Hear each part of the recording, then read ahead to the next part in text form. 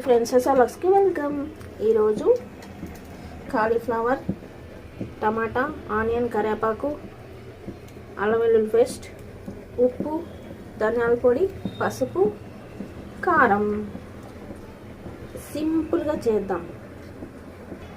బండి పెట్టి ఆయిల్ పోసి స్టవ్ అంటించేసి ఇందులో నూనె కాగిన తర్వాత ఆవాలు, జీలకర్ర వేసేస్తాం.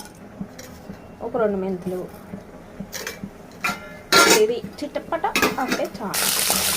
ఆనియన్, కరివేపాకు. ఇప్పుడు టమాటా వేసాము. నెక్స్ట్ వచ్చి అల్లం వెల్లుల్లి పేస్ట్. అలా కలుపుకోవాలి. ఇప్పుడు దీంట్లో రుచికి సరిపడా ఉప్పేసి కలుపుకొని మూత పెట్టేసుకుంటే అవి బాగా మగ్గిపోతాయి.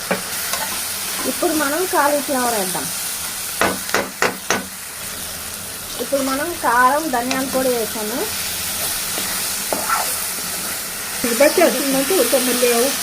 ఇప్పుడు మనం కాలీఫ్లవర్ వేసాము. ఇప్పుడు మనం ఇలా అంతా కలుపుకున్నాం కదా, దీన్ని కొంచెం వాటర్ పోసి మూత పెట్టేస్తే అది కుక్ అవుతుంది. ఇప్పుడు మనం నువ్వుల పొడి, దోరగా వేయించుకున్న నువ్వుల్ని పొడి చేసి వేసుకుంటున్నాం.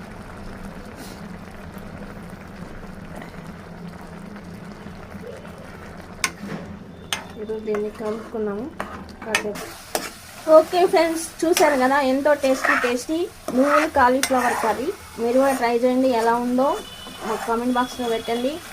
కొత్తగా చూసేవాళ్ళు సబ్స్క్రైబ్ చేసుకోండి. పక్కనే ఉన్న బెల్లని టక్ కొట్టండి. లైక్ చేయండి, షేర్ చేయండి.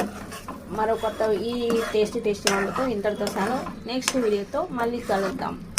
అంతవరకు బాయ్ సైనింగ్ ఆఫ్.